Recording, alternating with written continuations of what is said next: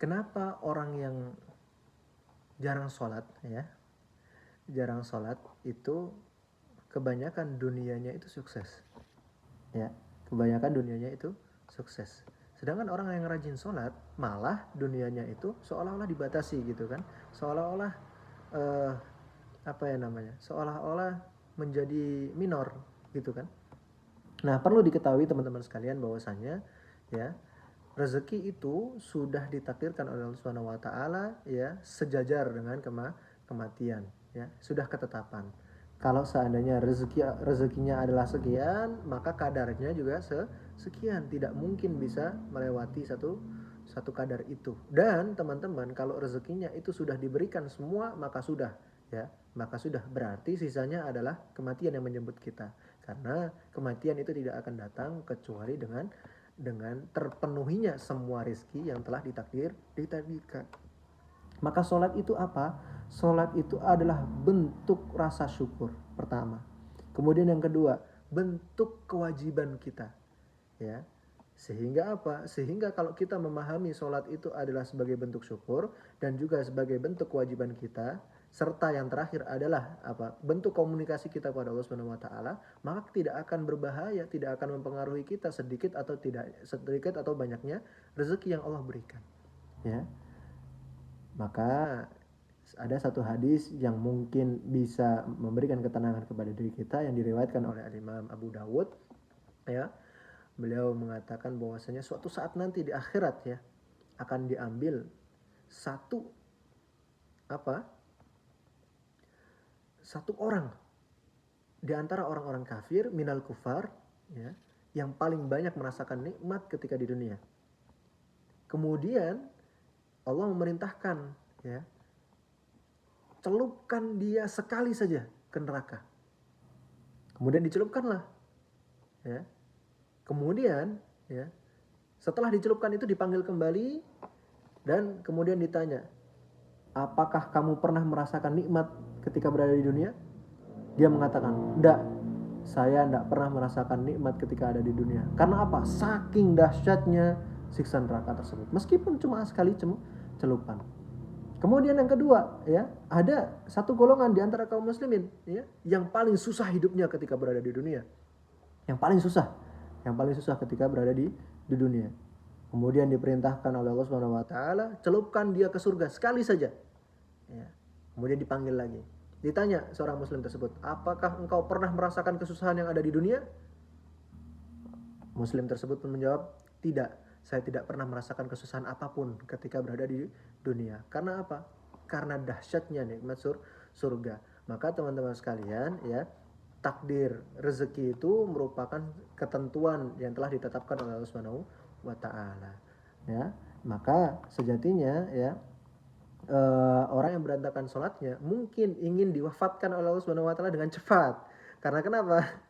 Ya karena itu Allah tidak ingin memberikan dia kesempatan untuk memperbaiki ya. Sedangkan kita yang sudah sholat dan sebagainya macamnya tetap susah, Allah tetap ingin kita untuk sholat ya. Allah tetap ingin kita untuk sholat, yang mana nanti dengan sholat itu amalan soleh kita jauh lebih banyak sehingga potensi kita masuk surga pun lebih besar. Nah maka seorang mukmin ya, sejatinya harus apa? Harus berperilaku seperti ini ya, berpedoman dalam kehidupan seperti ini ya. Mal dunyaka ka'annaka ta'ishu abadan ya, kerja untuk duniamu seolah-olah engkau hidup selamanya. Wa amal akhirataka ka'annaka tamutu ghadan, dan beramallah untuk akhirat seolah-olah engkau akan meninggal di esok hari. Sudah, rezeki banyak atau sedikit, serahkan semuanya kepada Allah Subhanahu wa taala, karena semua itu sudah tertakar dan tidak mungkin akan tertukar. Hakada wallahu a'lam bishawab. Semoga bermanfaat. Nah, syukran Ustaz. Ini ada pertanyaan lagi dari Ukti Dipa. Apa Ustaz, Ana mau bertanya, bagaimana caranya memperbaiki hati yang sedang futur? Baik. Jazakumullah khairan atas pertanyaannya. Bagaimana caranya kita memperbaiki hati yang sedang futur? Ya, satu itu tadi sebetulnya sudah saya jelaskan ketika dalam pematerian ya. Yang pertama ya, lebih mendekatkan diri kepada Allah Subhanahu wa taala, ya. Sadar ketika sedang diberikan futur oleh Allah Subhanahu wa taala itu sudah modal. Sudah modal bagi kita untuk apa? Untuk kembali kepada Allah. Maka ketika kita sudah sadar, segeralah, ya, segeralah kembali kepada Allah. Wasari'u ila maghfiratin min rabbikum wa jannatin arduha samawati wal ardu uiddat lil muttaqin. Bersegeralah dalam menuju pengampunan Allah Subhanahu wa taala. Begitu ya. Ini yang pertama. Kemudian yang kedua, minta hidayah, minta kekuatan pada Allah Subhanahu wa taala sebagaimana tadi doa yang sudah diajarkan, ya muqallibal qulub tsabbit qalbi ala dinik. Ya, seperti itu. Doa ini sangat dianjurkan ketika kita sedang futur atau sedang lemah iman, burn out iman. Gitu ya. Kemudian yang terakhir ya. Yang terakhir ini lebih ke pencegahan. Ya, lebih ke pencegahan, yaitu ketika kita iman kita sedang naik nih, ya, lakukan semua hal yang kita bisa, semua ibadah yang wajib maupun sunnah, dengan harapan kalau kita sudah terbiasa mengerjakan yang sunnah ketika iman kita yang naik, minimal kita tetap menjalankan ketaatan kepada Allah Subhanahu wa taala ketika iman kita sedang rendah, sedang diberikan rasa futur. Begitu ya. Hakadha wallahu a'lam bishawab.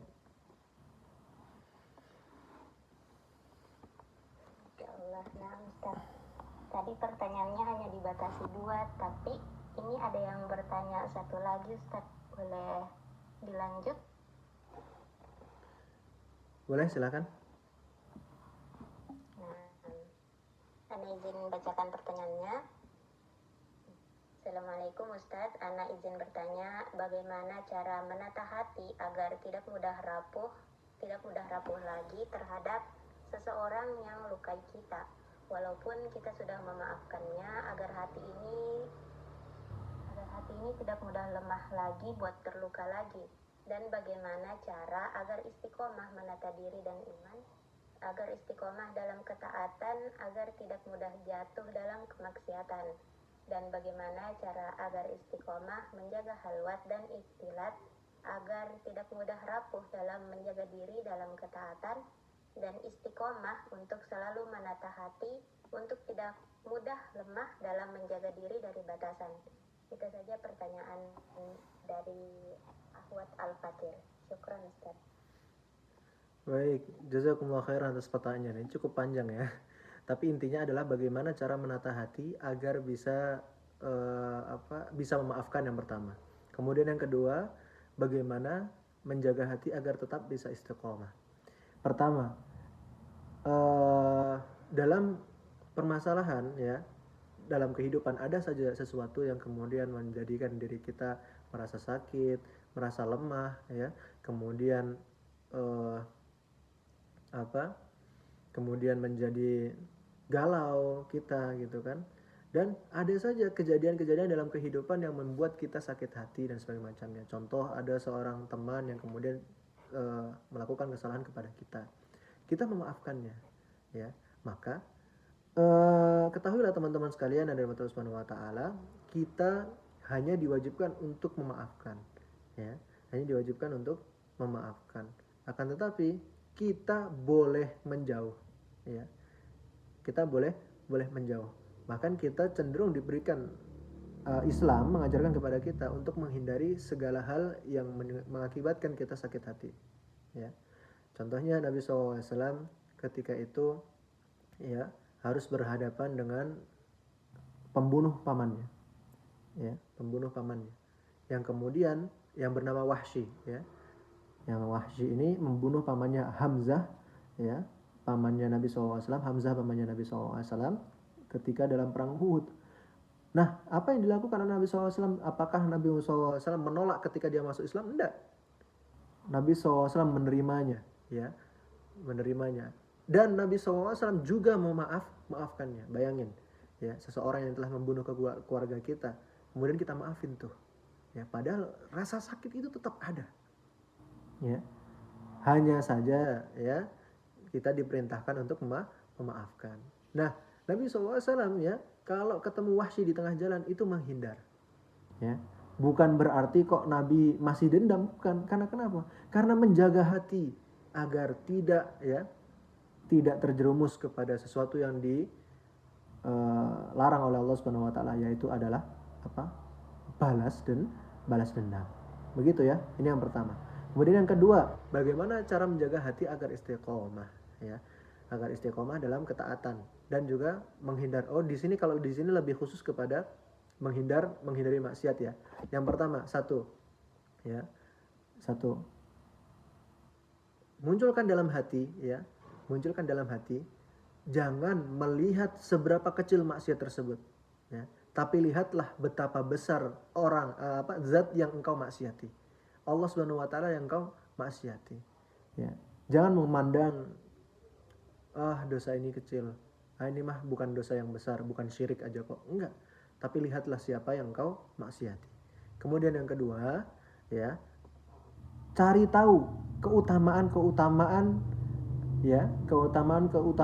menghindari maksiat. Cari tahu itu dengan membaca buku, dengan mendengarkan ceramah. Cari tahu apa sih sebetulnya manfaat bagi saya ketika saya menghindari maksiat tersebut. Contohnya tadi khalwat dan ikhtilat. Apa manfaatnya saya menghindari khalwat dan ikhtilat? Ya, menghindari pelecehan dan sebagainya macamnya. Nah, nanti antum bisa temukan sendiri di situ. Ya.